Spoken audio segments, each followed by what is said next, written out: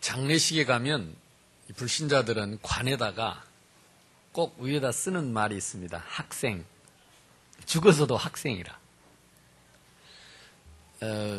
유교에서 온 사상이지요. 죽어서도 배우고 죽을 때도 배움을 남기고. 배운다는 뜻이 무슨 뜻입니까? 우리 학생들이 공부하는데요. 공부한다는 게 무엇입니까? 다들 고등학교 때까지는 죽자 사자 대학 가려고 공부합니다. 또 대학 가면 놀다가 이제 취직하려고, 또 취직도 안 되면 대학원 가려고 뭔가 목표를 이루기 위한 공부를 하는데, 사실은 공부한다는 것은 갱신한다는 거죠. 배우는 것만큼, 깨달은 것만큼 내 그릇을 키우는 것입니다. 근데 대학을 나와도 그릇이 콜라 뚜껑 같은 사람이 많아요. 왜냐하면 목표를 위한 공부를 했기 때문에 인생 공부가 안 된 거예요. 우리는 대학을 안 다녀도, 학교를 안 다녀도 세상살이 삶 자체가 보는 거, 또 우리가 경험하는 거, 사람을 만나서 대화하는 거, 모든 것이 다 배우는 것입니다. 그래서 우리는 죽을 때까지 학생입니다. 그래서 그런 의미에서 나는 공감해요. 우리 불신자들이 관 위에다가 학생 누구누구 이렇게 쓰는 거 보면 그래, 맞다. 성경에도 잔치집에 가는 것보다 초상집 가는 것이 복이 있다 그랬습니다. 왜냐하면 깨달음이 더 낫다는 거죠. 더 많은 것을 배우게 된다는 거죠. 그래서 우리가 많은 것을 갱신하게 된다는 거죠. 그래서 저와 여러분 오늘도 은혜 받으시기 바랍니다. 은혜 받는다는 말도 뭔 말이냐? 기분 좋게 한다는 말도 되지만, 내가 마음에 시원하고 기쁘다는 말도 되지만, 내가 은혜를 받았다는 말은 깨달았다는 말이요. 깨달았다는 말은 그릇을 키운다는 말이요. 이것을 갱신이라고 합니다. 진짜 은혜 받으면, 진짜 깨달아지면 내 그릇을 키우게 되는 것입니다. 지금 나를 내려놓고 더 큰 나를 찾아가는 것입니다. 아멘. 그게 은혜입니다.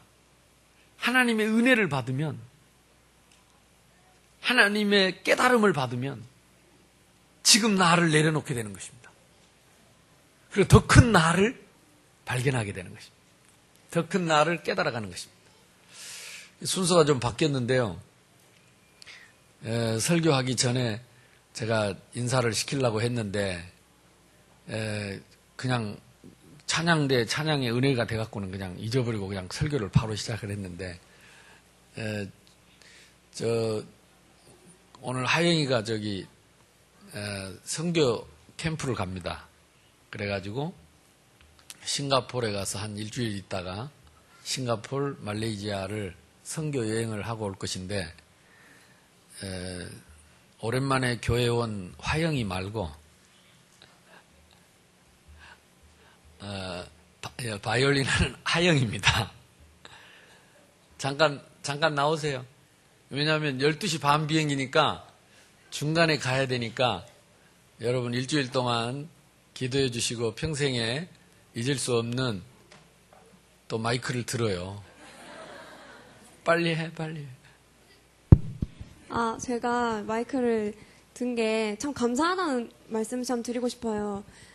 제가 지금까지 이제 교회에서 살아오면서 이제 교회가 그렇게 지금 형편이 좋은 것도 아니고 좀 염치도 많이 부모님 주셨는데, 그게 아니라 정말 이번 기회를 통해서 내 생각 속에 갇혀있는 내가 아니라 하나님 계획하신 더 큰 나를 볼 수 있고, 또 제 평생에 선교 그림을 그려올 수 있도록 기도 많이 해주시고요. 현지에 또 대학 시스템이 전혀 없는 지역에 간단 말이에요. 그래서 거기 대학 사역자를 세우고 올 수 있도록 저희 그 캠프 팀을 통해서 많은 응답들이 일어나고 성령의 역사를 체험하고 올 수 있도록 많은 기도 부탁드립니다.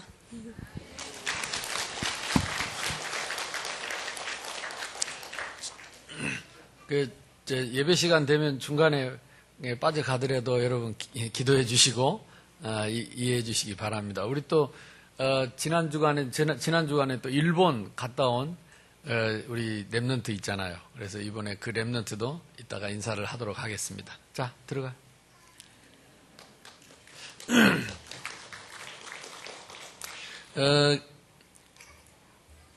이 오늘 성경 내용을 보면 무슨 내용이냐면 우리 잘 아는 내용이죠. 이 불신자들도 이 내용을 사용하는 내용입니다. 특히 이게 엘리트들이나 CEO들이나 이런 지도자들 훈련하는데 불신자들도 많이 인용하는 내용입니다. 그게 많은 사람들에게 격언이 되는 말입니다. 새술은 새 부대에 담아라. 오늘 성경의 내용대로 말하면 새 포도주는 새 부대에 담아라. 이 포도주는 이 새 포도주는 담글 때부터 발효가 시작되는 거죠. 발효가 시작이 되면 에너지가 생깁니다.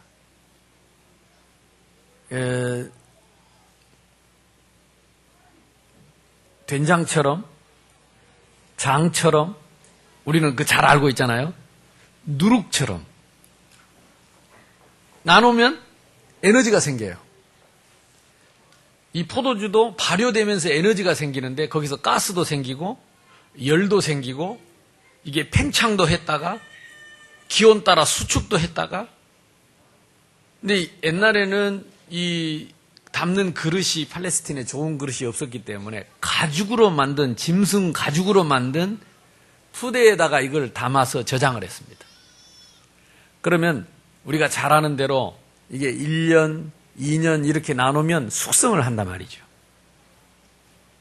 이 숙성된 포도주를 먹게 되는데 이 숙성하는 동안에 이 포도주가 팽창도 했다가 수축도 했다가 열도 났다가 가스도 났다가 그 속에 에너지가 생겼다가 잠잠했다가 기온 따라 환경 따라 이 변화하는 이 포도주를 낡은 가죽 부대에 담아 놓으면 오래된 가죽은 빳빳하게 굳어가지고 신축성이 없어가지고 안에서 팽창하면 이 가죽 부대가 터져버리는 거죠. 그런데 새 가죽으로 만든 가죽 부대는 신축성이 좋아서 늘어날 때 늘어나고 줄어들 때 줄어들고 그래서 그 안에서 포도주가 마음껏 발효가 되도록 그런 역할을 한다는 거죠. 그래서 새 술은 새 부대에 담아야 된다. 새 포도주는 새 가죽 부대에 담아야 된다. 이런 내용입니다. 이 말을 오늘 예수님이 하셨는데 이 말을 의역을 하면 이 새 술은 이 포도주는 생명입니다. 복음입니다. 그리스도입니다. 그러면 이 부대는 우리의 믿음입니다. 우리의 그릇입니다. 그러면 우리가 이 복음을 받았습니다. 그리스도를 받았습니다. 생명을 받았습니다. 낡은 부대를 가지고는 감당을 할 수 없는 거지요. 이 터져버리는 거예요. 우리 속에 일어나는 이 생명의 역사를 감당을 못하고 그 능력을 감당을 못하고 터져버리는 거예요. 요걸 보고 시험 들었다고 합니다. 요걸 보고 낙심했다고 합니다. 터져버린다니까. 이 감당이 안 돼요. 그러면 여기 낡은 부대는 무엇이냐? 오늘 성경에 보니까 14절에 뭐라고 하면 그때의 요한의 제자들이 예수께 나와요. 그때는 언제입니까? 이 지난주에 이 죄인 세리의 집에서 지금 잔치가 일어났어요. 왜냐하면 사람들도 인정 안 해주는 죄인을 예수님이 찾아오셔서 그를 하나님 자녀 삼으시고 제자로 삼으신 것에 대해서 너무 기쁘고 감격해서 이 마태가 집에서 잔치를 베풀었거든요. 그러니까 수많은 친구 죄인 세리들도 오고 또 많은 사람이 왔는데 그 중에 세례 요한의 제자도 오고, 세례 요한은 누굽니까? 예수님이 오시는 길을 예비했던 경건주의자입니다. 이 사람은 들판에서 잠을 자면서 메뚜기와 석청을 먹고 이 실수와 허물을 가진 사람들을 책망하고 그리스도께로 돌아오도록 했던 사람입니다. 이 경건주의자입니다. 바리새인들은 누구냐? 법을 만들어 가지고 자기들이 그 법을 지켜야 구원을 얻는다고 믿는 율법주의자들입니다. 율법과 경건 둘 다 틀린 것은 아닙니다.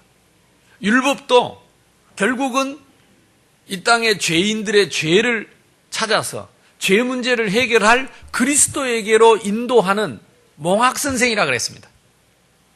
그러니까 율법으로 구원 얻는 것이 아니라 우리가 율법을 이 말씀을 지키려고 하는데 잘 안 돼요. 그럴 때일수록 깨달아지는 것은 뭐지요? 누군가가 내가 지은 죄와 내가 지키지 못한 법을 대신 지켜주고 나의 죄값을 대신해 줄 은혜가 필요한 거예요. 그렇지 않고는 우리 죄 문제를 해결할 수가 없어요. 여러분, 과거에 우리가 지은 모든 죄를 어떻게 하겠습니까? 죄의 싹은 사망인데 죄값은 반드시 치러야 되는데 거룩한 하나님 앞에서 우리는 죄값을 치를 길도 없고 치르지 못하고 왔어요. 그러면 누군가가 대속을 해야 됩니다. 대신 나의 죄를 담당하셔서 내 죄를 용서받아야 돼요. 그러니까 율법이 틀린 게 아닙니다. 율법을 통해서 하나님의 은혜를 깨닫게 되는 것입니다. 은혜의 복음을 깨닫게 되는 것입니다. 경건이 잘못된 것이 아닙니다.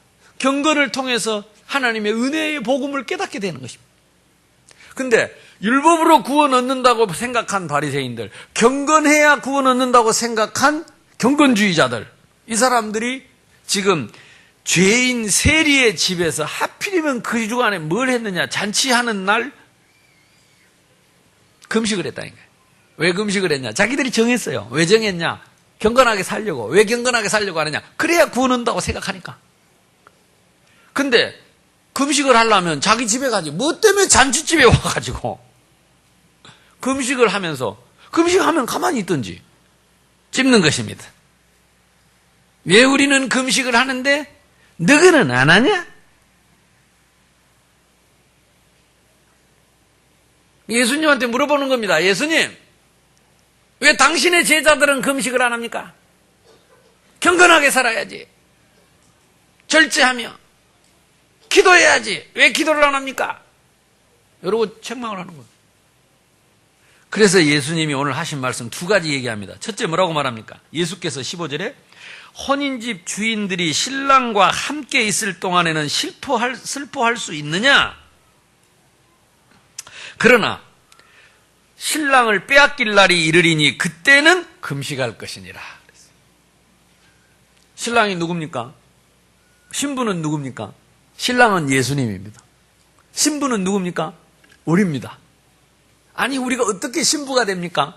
하나님 떠난 우리가 하나님 만날 길이 없는데 하나님이 인간의 몸을 입고 신랑의 영적인 신랑으로 오셔서 나를 신부 삼으려고 찾아오신 것입니다.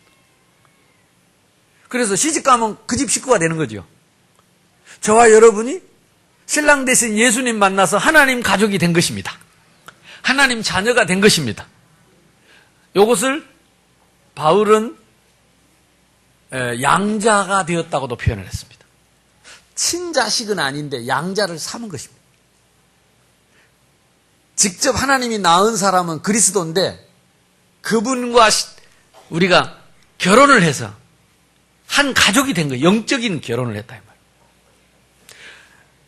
어쨌든 그래서 신랑이 있고 지금 잔치를 하는데, 결혼 잔치를 하는데 결혼 잔치하는 사람이 금식하면 되겠느냐? 언젠가 신랑을 빼앗길 날이 올 것인데 그때는 하게 될 거예요. 신랑을 언제 빼앗깁니까?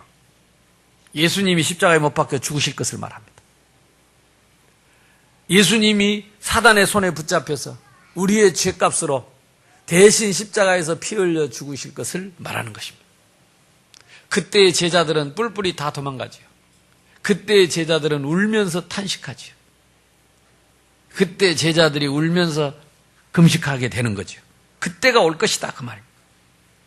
또 중요한 얘기 두 번째 얘기했습니다. 16절에 생배 조각을 낡은 배옷에 붙이는 자가 없나니. 요즘 사람들은 뭐 말인지 모릅니다. 우리 어렸을 때에 내복 입으면 제일 많이 떨어진 데가 무릎입니다. 그럼 어머니가 무릎을 이렇게 대줍니다. 근데 옛날 옷들은 대부분 무명옷이 많아요. 대부분이 무명옷이라. 이 무명이요, 새 무명하고 오래된 무명 차이가 있습니다. 새 무명은 빨고 나면 확 줄어듭니다. 그러면 이걸 피고 땡기고 풀매기고 막 이래서 어렸을 때 다리미질하고, 오래된 무명은 잘 쭈그라들지도 않습니다. 헐렐레 해가지고. 옷도 마찬가지. 오래된 거는요 잘 안 늘어납니다. 거기다가 떨어진 데다가, 오래된 옷 떨어진 데다가 새 무명배로 딱 해가지고 바느질을 해서 딱 해놓으면 입을 때는 괜찮아요. 빨고 나서 입으면 딱 앉으면 찌찌직합니다. 어디가 찢어지냐? 그 꾸면 자국 주변이 찢어집니다. 왜냐하면 이게 딱 오므라들어가지고 이게 늘어나질 않는 거예요. 그러니까 예수님이 참 표현도 어떻게 그렇게 절묘하게 하시는가. 요즘 사람하면 이해하기 어려운. 다행히 제가 어렸을 때 그런 걸 조금 봐가지고 저는 이해가 돼요. 저도 양말을 많이 집어 신었거든요. 양말도 집어 신고 했는데 제가 바느질 겁나게 잘합니다. 제가 중고등학교 교복이요, 우리는 요즘같이 이렇게 막 이렇게 안 했거든. 막 그렇게 그냥 모대기로 사다가 입었거든요. 사다가 입으니까 맞춰 입어요. 우리 어머니보다 제가 바느질을 잘했어요. 제가 딱 단을 따가지고 딱 재가지고 양쪽에 싹 잘라가지고 재봉틀에다가 딱 당고바지, 요즘 당고바지 하는가 모르지. 또 유행할 때 나팔바지 착 연결해가지고. 그런 친구 누나들이 있는 친구들은 그런 거 잘해주더라고요. 그걸 잘해봤어요. 이거 뜯는 것도 알고. 지금도 제가 뭘 하면 잘합니다. 이거 꾸매는 거. 예수님이 그 얘기를 하신 거예요. 나는 너무 이해가 되는 거 있죠. 그다음 세 번째 얘기는 뭔 얘기였냐? 술 얘기. 아까 새 포도주와 부대 얘기를 하는 것입니다. 이 짧은 얘기지만은 굉장히 많은 메시지가 담겨 있고, 벌써 2000년 전에 이 말씀을 하셨는데 지금도 CEO들이 훈련받는데 주로 내용에 많이 들어있는 것이 이런 내용입니다. 그래서 회사를 경영할 때, 인간관계를 할 때, 또 사람을 쓰게 될 때 이런 내용들이 굉장히 답이 돼요. 그러나 진짜 중요한 내용은 뭐냐? 아까 얘기한 것처럼 생명입니다. 이 새 포도주는 생명입니다. 새 조각은 생명입니다. 신랑은 생명입니다. 생명과 생명 아닌 것의 차이점을 설명하는 것입니다. 생명력과 이미 죽어 있는 것을 표현하는 것입니다. 그리스도는 생명입니다. 그리스도는 새술입니다. 우리가 받은 복음은 새술입니다. 예수님이 이 땅에 오신 것은 생명으로 오신 것입니다. 지난 주간에 제가 이런저런 얘기를 듣고 또 우리 교사 대학을 하면서 참 하나님 감사하더라. 한 80명 이상 매일 밤 3일 동안 2시간씩 강의 듣고 포럼하고 하는 걸 보면서 정말 저는 많은 힘을 얻었습니다. 하나님이 새 성전을 주셨고 이 새 성전에 이제 말 그대로 RUTC 랩런트들을 세워서 이곳에 랩런트들이 차고 넘치도록 해야 되는데 우리 교사들이 이렇게 다 마음의 결단을 하고 훈련을 받으니까 이렇게 강의하는 분들 강의도 내가 다 들어보니까 너무 명강의를 하더라고. 그렇겠죠. 왜냐하면 이 받을 사람들이 준비되니까 하나님이 이제 강의할 사람들을 은혜를 주시는 겁니다. 그래서 생각이 많습니다. 저는 앞으로 그래서 단계적으로 우리가 배워야 할 것이 많습니다. 그래야 가르치지요. 제가 새벽에도 그 얘기를 했는데 우리 새생명교회가 처음 지하 30평에 35평 거기에 3천만 원 전세 그리고 달세 동원아파트 뒤에 거기에 생겼습니다. 그리고 한 2년 돼서 아무리 봐도 100명 이상 못 앉아요. 아이들하고 그 좁은 데서 전도학교를 하는데 막 다른 교회에서도 막 제자들이 오고 일꾼들이 오고 하니까 너무 비좁고 그때 이 삼정 그린코아에 그때 건물을 막 올렸어요. 그리고 상가가 새로 생겼는데 거기 교회가 하나 생겼어요. 그때 목사님이 그 분양을 받아놓고 교회가 부흥이 안 되니까 감당을 못하는 거예요. 그래가지고 돌아다니다가 우리 교회에 왔어요. 소문났다고. 새생명교회 부흥한다고 소문났다면서. 우리 교회를 좀 맡으면 안 되겠냐. 그게 140평입니다. 그래서 제가 한번 가봤죠. 상가 한 층이 다 지금도 이 모라 땅에 저쪽 모라 땅에 이쪽에 구포 이쪽에 140평 상가 단층 건물이 없습니다. 없어요. 140평짜리 단층 건물이 없어. 빌딩이 없어요.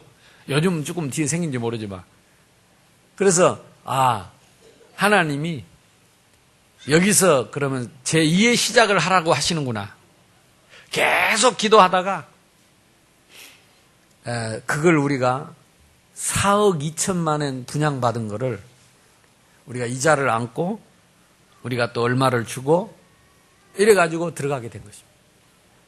처음에는 중간에 학원을 좀 나눠주고 적게 쓰려고 했는데 학원에서 시끄럽다고 도저히 안 되겠다고 자기들이 내놓고 위층으로 올라갔어요. 그래서 우리가 학원 쓰는 것까지 다 썼지요. 거기서 우리 15년을 있었습니다. 15년을.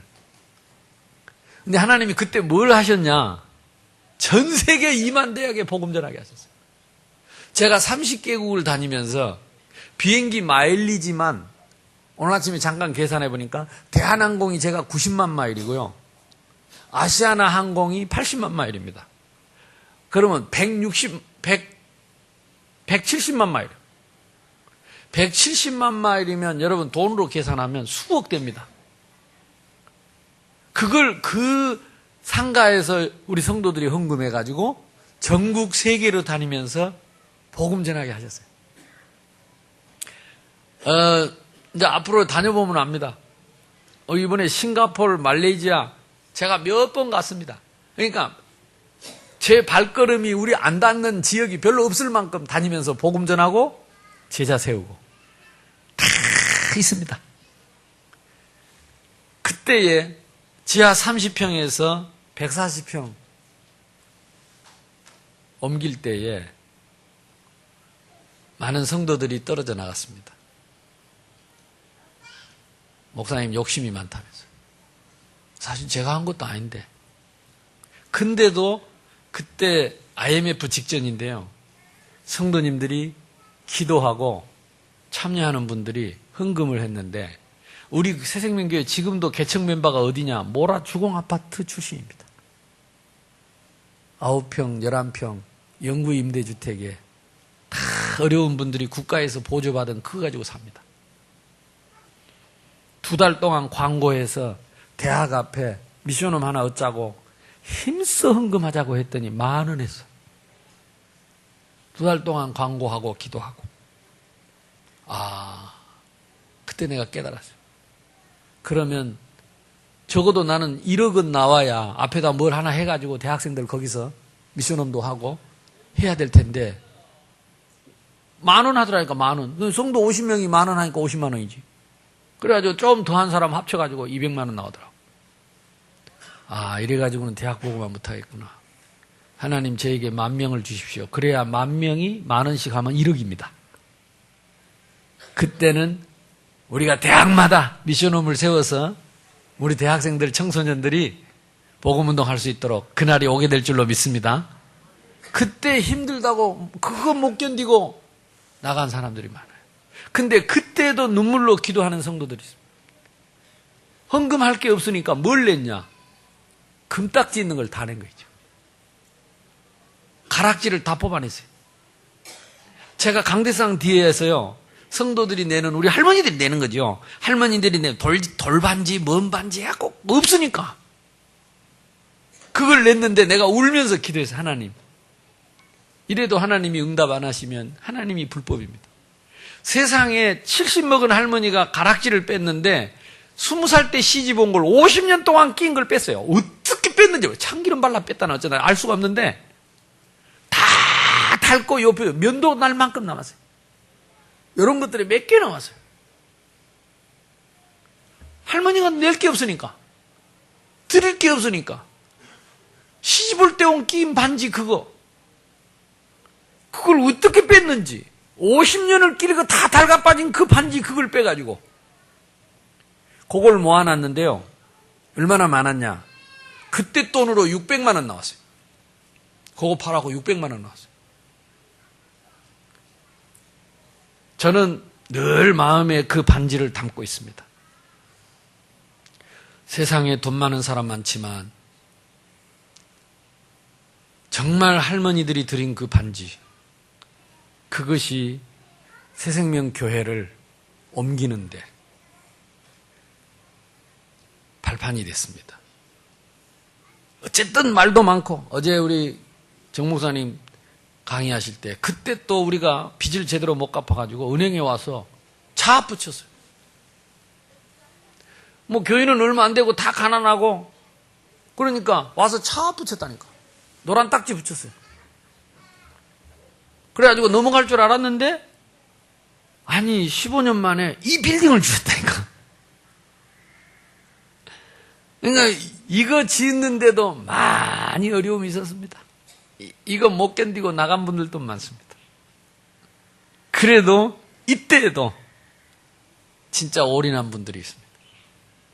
하나님은 그분들의 믿음으로 하나님이 이 성전을 세우시고 역사하시는 줄로 믿습니다. 이번 주에는 보니까 그래서 우리 교회 오래 있다가 교사로 있다가 나간 선생님이 식당에서 일을 하고 있는데 우리 교회 교사 대학 하는 그때 당신은 늘 마음에 이 새생명교회 빌딩을 보면서 자기가 마음을 못 드린 것에 대해서 안타깝다고 모아놓은 그 돈을 100만 원을 건축원금한다고 보내왔다. 우리 교회는 아니에요. 다른 교회 다니는데. 또 다른 교회 성도가 우리 교회에 기도하면서 나도 이 축복 같이 받아야 되겠다 하고 지금 보낸 사람도 있습니다. 중국에서 지난번 얘기했죠. 중국에서 제자들이 돈을 모았어요. 이걸 500만 원을 이번에 지금 보내온다고 합니다. 제가 왜 돈 얘기하느냐. 우리 눈에 보이는 가장 그릇에 확실한 눈에 보이는 것이 이 건물이고 돈입니다. 중요한 때마다 하나님은 세수를, 새 부대를 가진 자에게 담게 하셨어요. 세상에 돈 많은 사람, 훌륭한 사람 얼마나 많아. 아침에도 내가 차 타고 이리 오면서 보니까 우리보다 먼저 생긴 교회들이 많습니다. 상가에 우리보다 먼저 생긴 교회들이 많았어요. 하나님은 왜 우리 교회를 이렇게 쓰시는가? 나는 어떻게 쓰임을 받아야 되겠는가? 목사인 나는 무슨 생각을 해야 되는가? 새술은 새 부대에 담아야 한다. 새 포도주는 새 부대에 담아야 한다. 저와 여러분이 정말로 이 시대에 새 부대 되기를 주님의 이름으로 축복합니다. 우리는 예수님을 받았습니다. 은혜의 복음을 받았습니다. 우리는 할 수 없지만은 주님은 하실 수 있습니다. 우리는 부족하지만 주님은 전능하십니다. 그래서 어린아이가 드리는 보리 5개 물고기 2마리를 가지고 5,000명을 먹이셨어요. 하나님은 우리의 연약한 성도들의 이 작은 헌금을 축복해 주셔서 큰 일을 하셨습니다. 우리 할머니들의 그 반지를 붙잡고 하나님이 축복하셔서 이 어마어마한 일을 하셨어요. 정말 신기하지 않습니까? 아무리 생각해도 하나님이 우리가 안에서 안 되면 하나님이 밖에서 축복하셨어요. 우리가 믿음의 그릇이 준비될 때 하나님은 이제 우리를 축복할 것이다.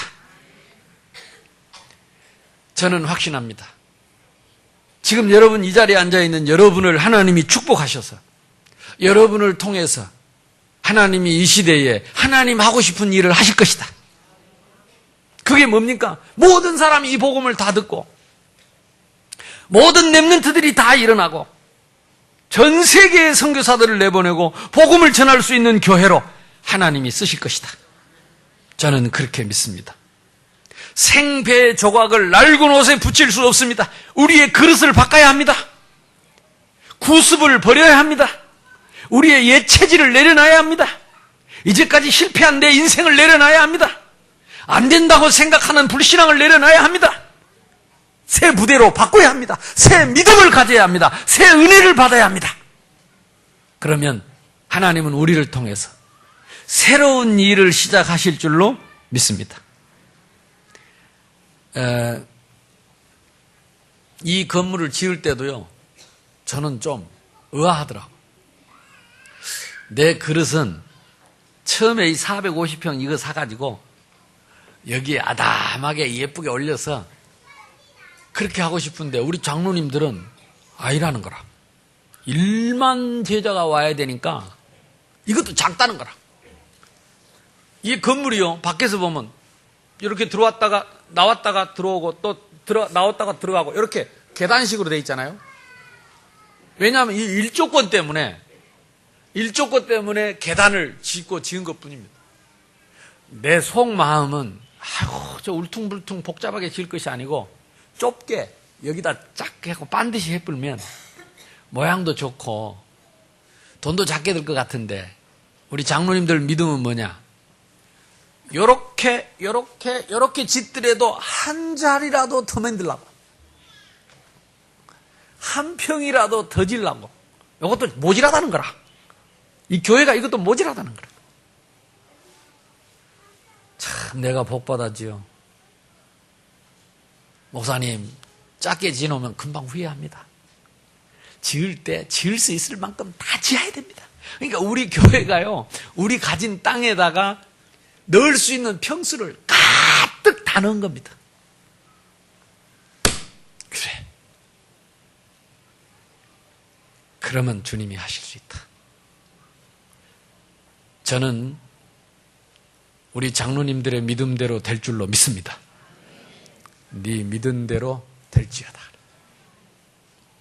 내가 안 되면 하나님은 다른 사람을 통해서라도 하실 것이고, 우리가 못하면 누구를 통해서라도 하실 것이고, 내가 새 부대를 준비하면 하나님은 나를 통해서 하실 것이다. 새 포도주는 새 부대에다가 담아야 둘 다 보존한다. 오늘 저와 여러분의 메시지입니다. 옆 사람하고 인사합시다. 새 포도주를 새 부대에 담읍시다. 큰 믿음 가집시다. 주님은 하실 수 있습니다. 아멘. 혹시 여러분의 몸에 병이 있는 사람 있습니까? 여러분의 생각의 부대를, 믿음의 부대를 바꿔라. 주님은 하실 수 있다. 중요한 일을 앞에 두고 있습니까? 주님은 하실 수 있습니다. 새 부대냐가 중요합니다. 믿음의 부대를 준비해라. 여러분 중요한 계획이 있습니까? 여러분 계획 때문에 고민하지 말고 부대를 바꿔야 돼요. 믿음의 그릇을 바꿔야 됩니다. 주님은 하실 수 있습니다. 이게 예수 믿는 비밀입니다. 나는 할 수 없습니다. 그러나 주님은 하실 수 있습니다. 어떻게 하실 수 있습니까? 그릇을 바꾸면 됩니다. 신축성 있는, 유연성 있는 그릇을, 새 부대를 우리가 갖는다면 하나님은 내 믿음 안에서, 내게 능력 주시는 자 안에서 모든 것을 할 수 있다. 복음의 능력에 맞는 그릇을 준비하는 것입니다. 그것이 갱신입니다. 오늘 여러분 은혜 받았다면 나를 내려놔야 됩니다. 구습에 젖은 나를 내려놔야 합니다. 율법에 젖어 있는 나를 내려놔야 합니다. 불신앙에 찌들려 있는 나를 내려놔야 합니다. 새 믿음을 준비해야 합니다. 새 그릇을 가지고 나가시기 바랍니다. 아멘? 여기서 일어날 때 우리는 새 그릇을 들고 나가는 것이다. 예배할 때마다 우리는 새 그릇을 들고 가는 것이다. 새 부대를 갖고 가는 것이다. 하나님은 생명 렘넌트 이 공동체의 언약적인 한을 우리에게 주셨는데요. 시간이 지날수록 또 우리가 훈련을 해볼수록 우리에게 어떻게 이 말씀을 주셨는지 생명, 그리스도가 생명, 이 생명이 새 포도주입니다. 이 생명을 담을 그릇이 렘넌트입니다. 그러니까 이 새 술과 새 포도주와 새 부대를 가지면 우리는 뭐든지 할 수 있습니다. 이 믿음으로 하나 된 공동체, 이거 못하도록 방해하는 모든 불신앙을 꺾어버리고 대적자를 꺾어버리고 저와 여러분이 새로운 시작을 할 수 있기를 주님의 이름으로 축복합니다.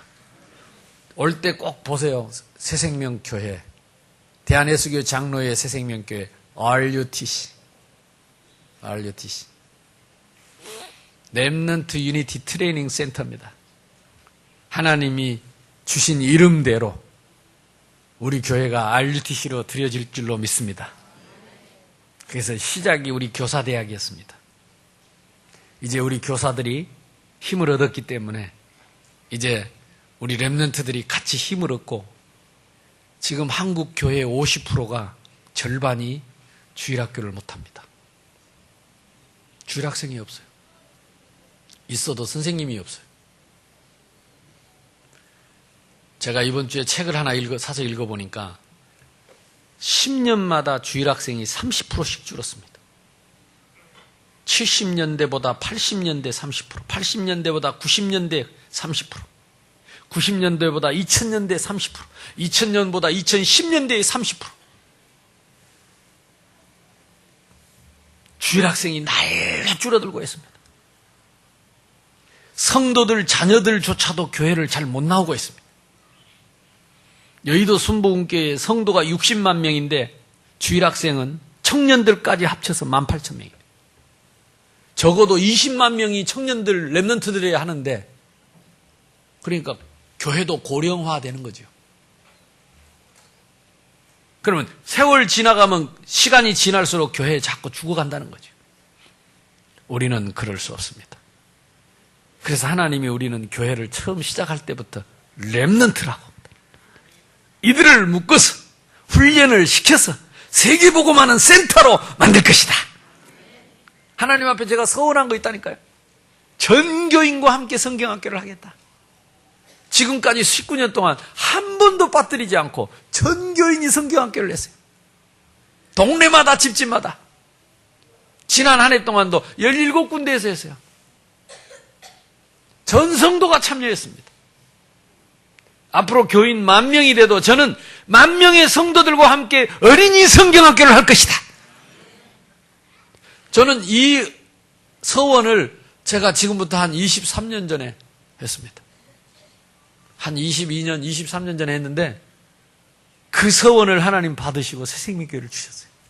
이게 단순한 얘기 같지만요. 시간이 갈수록 그랬구나. 교회 절반이 지금 주일학교를 못하고 성경학교를 못하는데 하나님이 우리에게 전교인과 함께 성경학교 할 언약을 주셨구나. 그 훈련을 19년 동안 받아온 거예요. 이제 여러분이, 저와 여러분이 우리 새생명교회가 이 시대를 감당할 교회가 될 것입니다. 이걸 보고 또 교만이라고 하지 말고 허세라고 하지 말고 제발 믿음이라고 해주시기 바랍니다. 아멘. 우리는 새 부대를 가지면 됩니다. 이건 하나님의 언약이기 때문에 저와 여러분이 믿기만 하면 그대로 하나님이 축복하실 것입니다. 그런 의미에서의 이 성전이 중요합니다.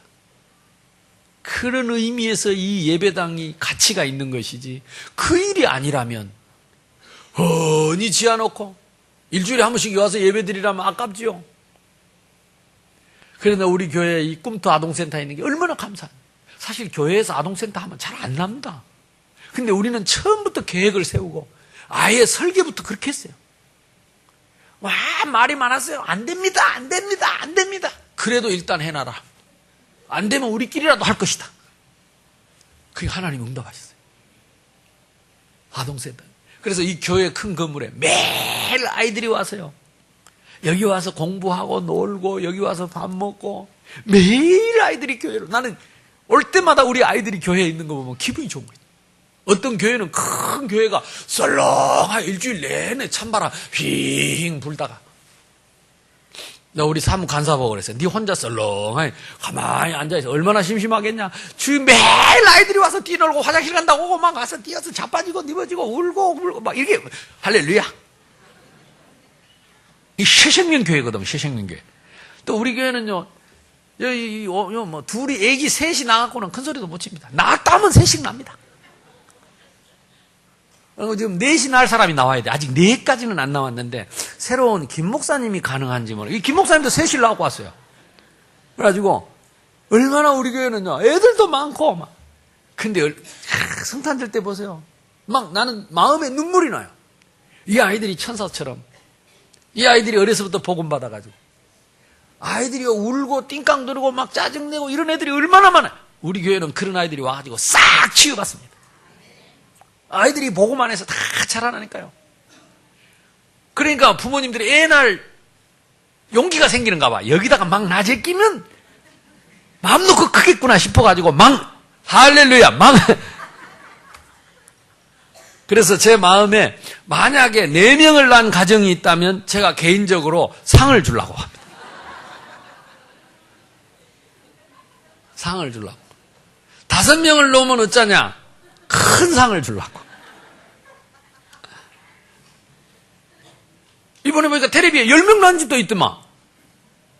어쨌든 우리 교회는 이 렘넌트들을 어릴 때부터 새 부대로 만들어가지고 우리는 찌들 대로 찌들어가지고 잘 안 될 때가 많아.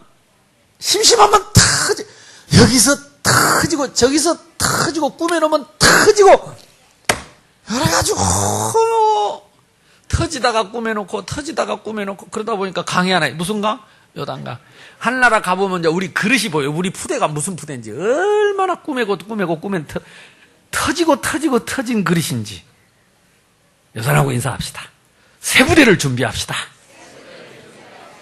여러분 새 부대를 오늘 딱 준비하면 이제까지 잊었던 그 묵은 부대는 집어 던져버려야 돼. 또 갈 데가 아깝다고 또 들고 가지 말고 다 내버리고. 은혜 받았습니까? 새 부대를 준비하는 것입니다.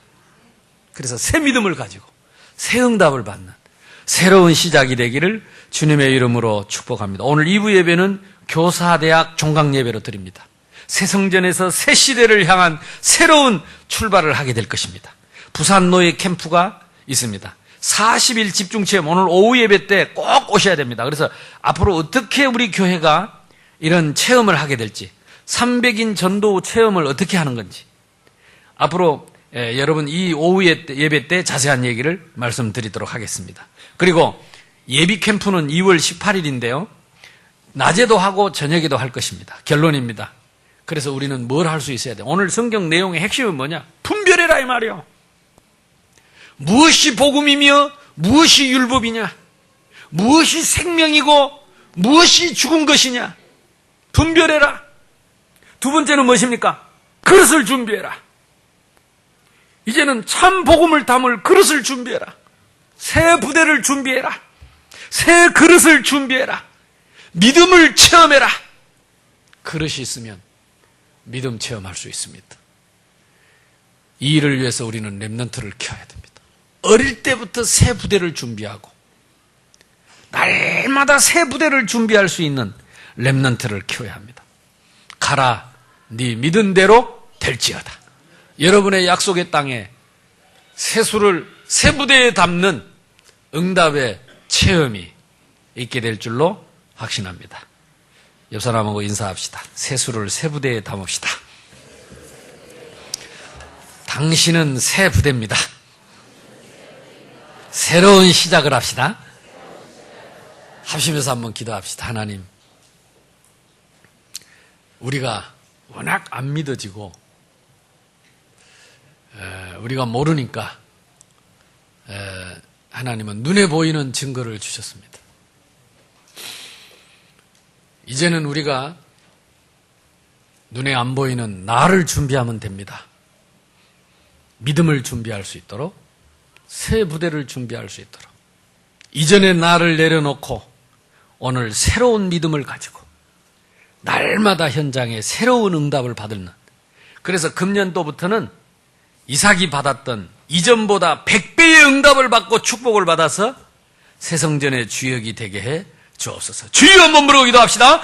주여! 감사합니다. 하나님, 오늘도 말씀을 통해서 새 포도주 되신 생명 되신 그리스도, 이 복음을 깨닫게 하신 것을 감사합니다.